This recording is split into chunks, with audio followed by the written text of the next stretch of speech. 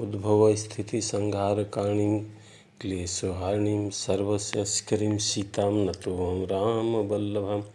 देखिए, प्रभु रामचंद्र जी लंका विजय करके आ गए हैं।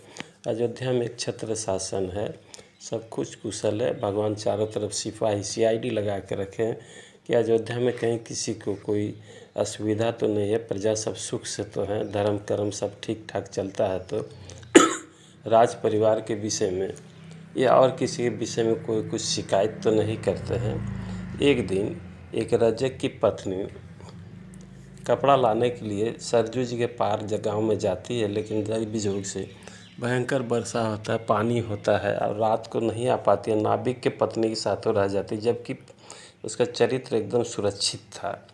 लेकिन जब वो लौट के आती है तो उसका पति रजक कहता है कि हम तुमको रखेंगे नहीं, हम राम नहीं है।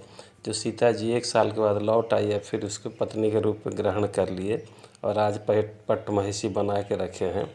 और ये कथा कह के उसको घर से निकाल देता है।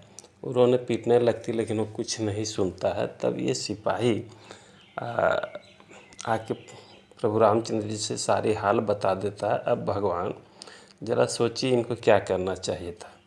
चाहिए तो यही दूसरा राजा होता तो राजा हैं, और ये पट्टमहिषी है मेरी सीता माता, उनके विषय में ऐसा कहा है तो उसको बुला के फांसी दे देना चाहिए, सर को तन से अलग कर देना चाहिए। लेकिन प्रभु राम जी तो राम जी हैं, परिवार के पति, बाप, बेटा तो बाद में है, पहले वो के राजा भी तो हैं।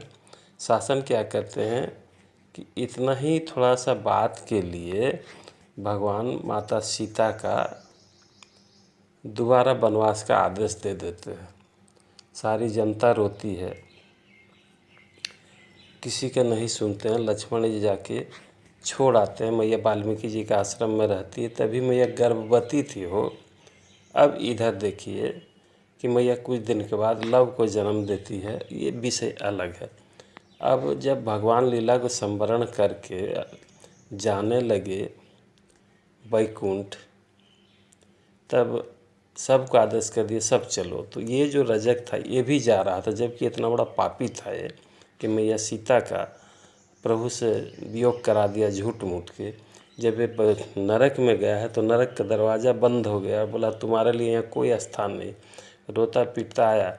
अब जब ये साकेत धाम में जाने लगे, साकेत का दरवाज़ा बंद हो गया, बोला यहाँ तुम्हारे रे अधर्मी, तुम्हारे लिए यहाँ कोई जगह नहीं है। अब क्या होता है, तो भगवान उसको बोले घबराओ मत, और उसके लिए एक साकेत से भी सुंदर, वैकुंठ से भी सुंदर साकेत धाम बना कर अर्पित कर दी। ये है मेरे प्रभु रामचंद्र जी।